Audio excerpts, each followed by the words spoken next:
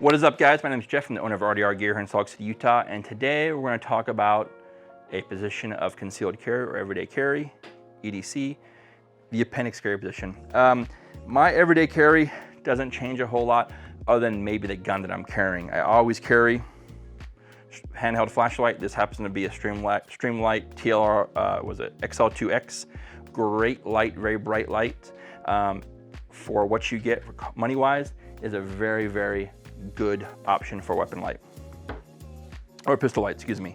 I always carry some type of folder for my food, lunch, envelopes, whatever case may be. This happens to be an Emerson Karambit. I normally just carry a standard folder. I just happen to grab this one today. Then I always carry some type of fixed blade as my secondary lethal. I always carry a fixed blade. I always carry horizontal carry outside the waist on the belt. Imagine, as my buddy Nick would say, a sword. As I grab the blade, if it's strong hand or right hand draw, extending, I'm clearing an arc of space away. If I had to carry it from my left hand, I'm coming at an angle to clear off or to stop a forward momentum of an individual. So I'm coming straight out the sheath. Either way, it's a very good position by having it horizontal versus vertical. I'm not coming out, then making a motion. So that's something to consider if you're going to carry a blade on your person. And remember, you're carrying 3 tools and you have 2 hands. Don't get killed with your own shit. So understand what's priority in regards to having those tools in your pockets. So appendix carry, probably the most prevalent form of concealed carry today due to social media. I don't think anybody could argue that you can't pick up your phone, look at Instagram, and see someone dry firing from appendix carry on a shot timer. It is very fast, I agree. Especially if you were working in a position where your job was to react. If you were working in EP detail, you were part of a team detail, and you saw a threat and you had to get to that gun, it is very fast and upright. No one's around you, no one's bumping you, no one's touching your gun from around your waistline. Appendix carry is still a reactionary draw. And when I see a lot of things like this, there's a lot of things you can do in regards to not being in a surrender position. There's a book, 2 books actually. Number 1 is Left of Bang, and number 2 is Gavin DeBecker, Gift of Fear. Gift of Fear, I have one that my good friend Heather gave me years ago, and that thing is tore up. I've got notes in the columns and whatnot. Gift of Fear is a book on mindset, and there aren't many other ones that I've read that an average person can pick up and read and like, wow, I can literally see why this person may have had what happened to them, because they just simply felt the world was all puppy dogs and rainbows. My good friend Heather is a Texas woman, former veteran, former cop, somebody who I really look up to as a very close friend, but a very strong advocate for building stronger people, stronger women in general. And Heather's little phrase is that she says, there's nothing wrong with being a bitch. Being a bitch might save your life. And what that means is that here in Utah, we have a very different culture with the LDS community in the church here that brings up a very demure individual, whether that be male or female. There are some men that I've met who are on the demure side because of their upbringing within the church, as well as women. They're very proper, very prim, and there is a yes sir, no sir type mentality to their personalities. That type of mindset can also be a victim mindset. You're not looking at someone's precursors of them being the sheep and a wolf in sheep's clothing. You're looking at them as another individual, not seeing the potential of a threat there. It's the guy who bothers you, oh no, I'm fine, please, no, I'm good. There's sometimes a, yo, back the fuck off, get away from me. That type of hostility or standing your ground, a line in the sand kind of thing, really does sometimes be your best offense to a situation where an individual is encroaching your personal space and you are now making your intentions known, that you are no longer wanting that attention. So understand when I say that, it's not being disrespectful or rude. It is simply hoping that people have the understanding that if you look at the news today, this world, this 2021 we're living in, is a very, very dangerous time in our country. My mother is Asian. I am half Asian. My mother is full Japanese, 100%. The scorched earth that I would leave in the wake of anybody assaulting my mother man, I'm telling you, it would be a bad day. But I thank God I live in Utah, for example, but I'm still aware of that potential behavior, even here in Salt Lake City. If my mom was living in California, New York, I'd be out of my mind, worried. So again, understanding that every day you leave your home is not always about puppy dogs and rainbows, all right?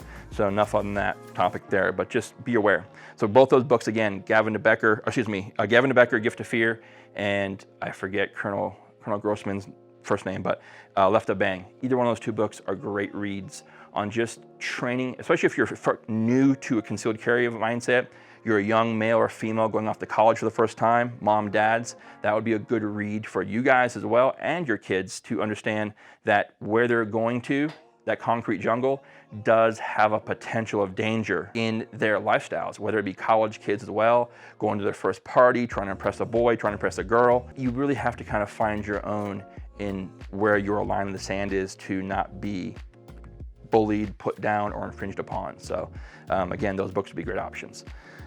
Appendix carry. It is the go-to right now based on social media. You're gonna clear that gun and get that garment out of the way and clear that gun, but is it always the best for everybody? I tell people, when they ask me about appendix carry is a acceptable level of discomfort. That's my opinion on appendix carry.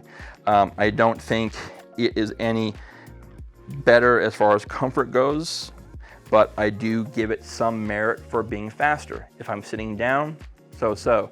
Upright in a public place, very crowded space, having this area not being bumped, hit, or whatever case may be, having my gun in front of me, hands over my pistol, definitely some merit to that, especially if I am also part of I mentioned as a security team, where I'm scanning or looking in the crowd and I see something, I can get to my gun and move. Very possible option there as well, versus trying to clear out the way and clear that gun, because in that crowd, maybe someone bumped me.